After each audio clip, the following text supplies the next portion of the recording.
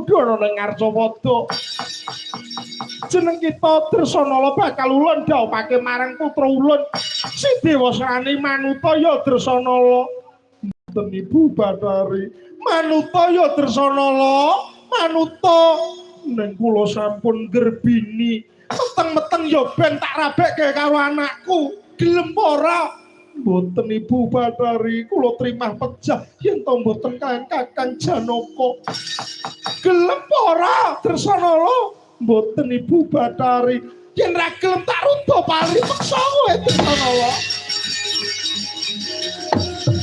Ayo gelem ora? Mboten Ibu Bathari. Gelem ora? Mboten. Mati kowe.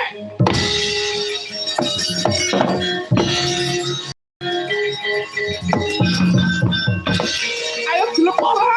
Mboten Ibu Bathari. Gelem ora? Mboten. Mati kowe.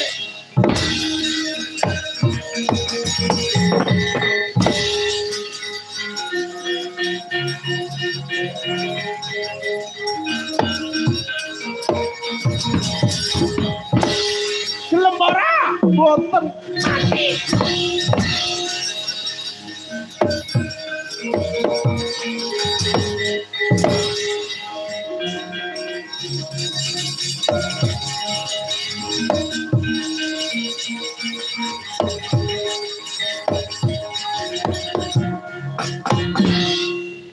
Jagat horeg bumi geter Dresanala kepala ganteng dening Tandya Bathari Durga.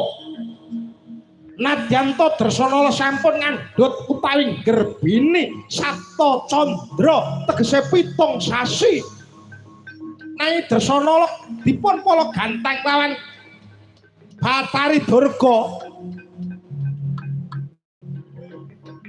Dipun pala ganteng dening Bathari Durga. Mboten kuwawa hangampah kandhutan ingkang dipun kandhut Bathari Dresanala. Piyak langse Gumbala Giri. Metu glewo kaya golek kencana.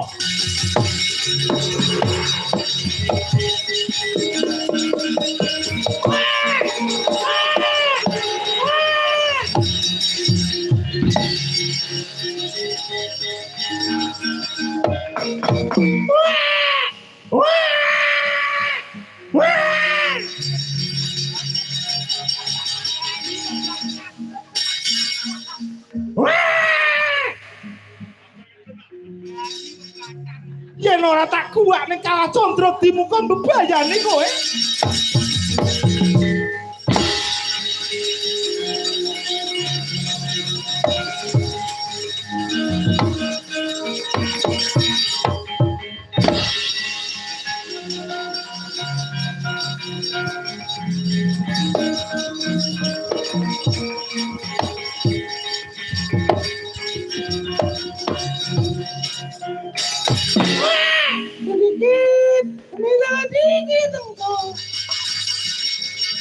Ayo, kowe mirang-mirangke wong tuwa yen tak kuwak ning Kalacandra dimuka besok gedhemu dadi penyakit mati kowe anak Dresanala Janaka.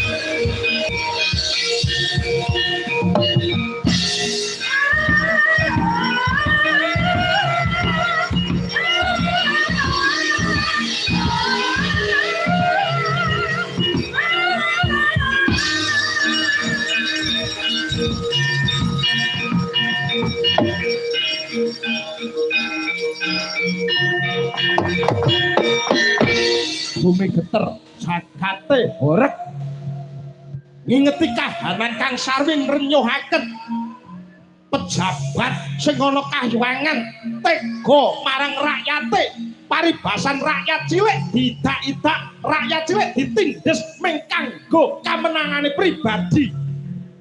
Semar Badranaya